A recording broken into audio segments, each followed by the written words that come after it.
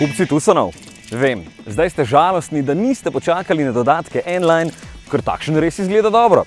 Skoraj športno deluje s to posebno masko, pa temnejšimi lučmi, z bolj agresivnim odbijačem spredaj in lednevnimi lučmi v obliki bumeranga.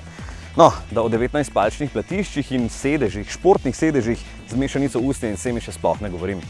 Ja, tale je dejansko za ljubitelje črne, ker je veliko.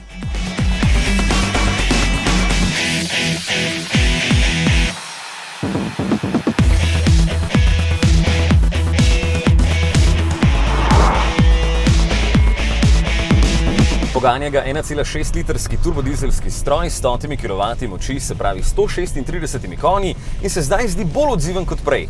6-stopenjski ročni menjalnik pa vso moč prenaša samo na sprednji kolesi. Ja, se bilo kar škoda taka lepa platišča uničiti na kakem kamnu na brezpotju. Neke športnosti kljub dodatkom ne smete pričakovati. Ima pa tudi zametke hibridne tehnologije, ker ima še majhno baterijo s kapaciteto 0,44 kWh, zaradi česar se sistem stop-start zažene hitreje in deluje dlje časa, mi je pa parkrat pri speljevanju crknil. Ja, mogoče je bilo premalo elektrike v bateriji. Menjalnik svojo nalogo lepo upravlja in se nič ne zatika, se pa čuti, da se vzmeti trše, ker je celotno podvozje malo bolj živčno na slabših podlagah. Volanski mehanizem je bolje obtežen, da je občutek malenkost boljši med ovinki, kar boste vozniki klasičnih Tucsonov takoj opazili.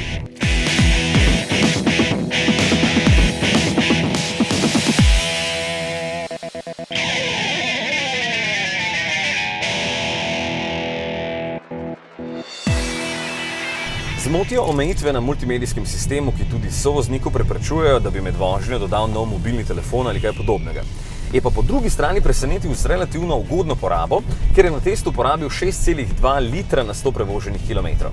Vse našteto, plus panoramska streha, električni prtljažnik in kamero povsod tudi nekaj stanejo, vstopni 34, tale 37,5, ampak dajo pri Hyundaiu še 2 jurje pa popusta.